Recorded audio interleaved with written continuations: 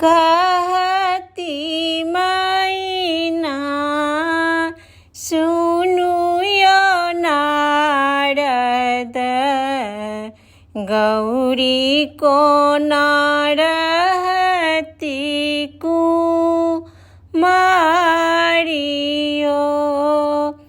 गौरी जुगुत बड़ कतहु ने भेटल अवधिया रहती कुमारियो बैसाख महीना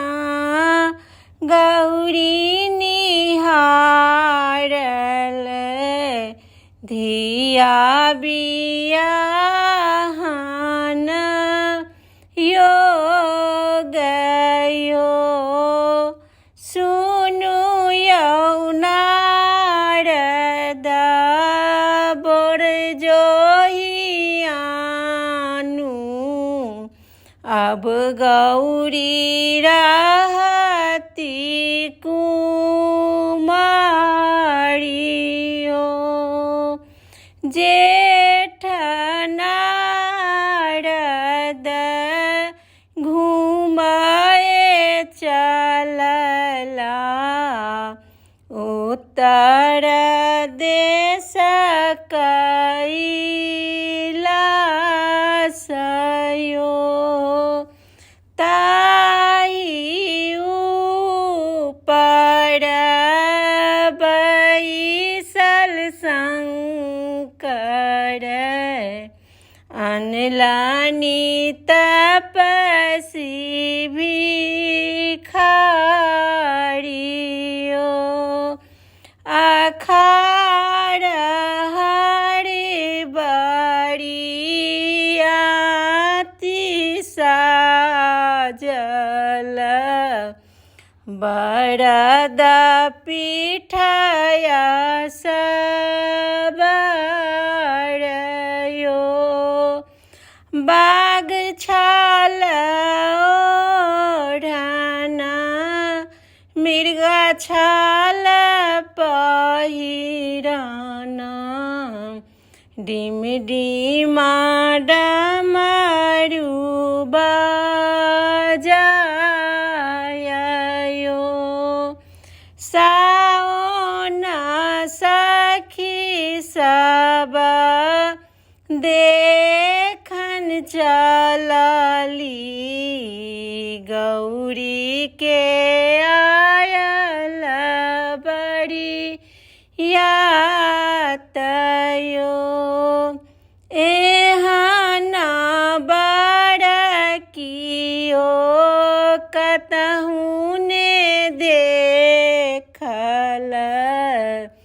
भूत प्रेत आयल बरियातयो भादव शंकर पलक खोलल धक धक उठल दुई पालयो साँप जे ससिरानी बाघ जे गुजरानी सखी सब गेली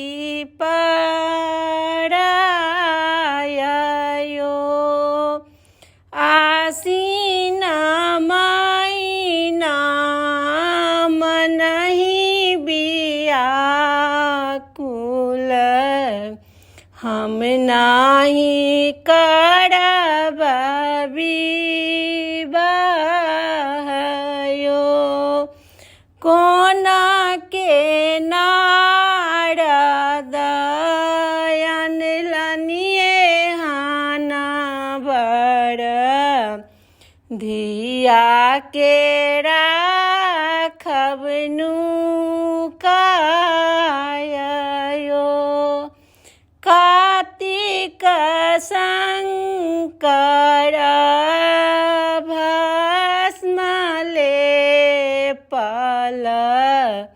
जेहना सुन्दर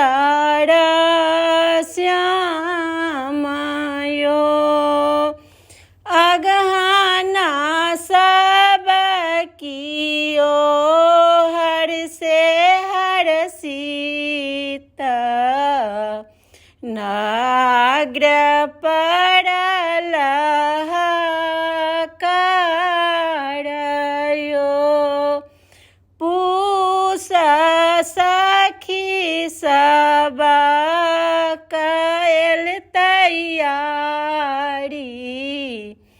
माघ मंगल गायबयो उठाऊं शंकर करिए महुअक थार में आक धथुरयो फागुन गौरी मिनती करई छति सुनु शिव बचन हमारयो एक बेर शिव भेष बदलियौ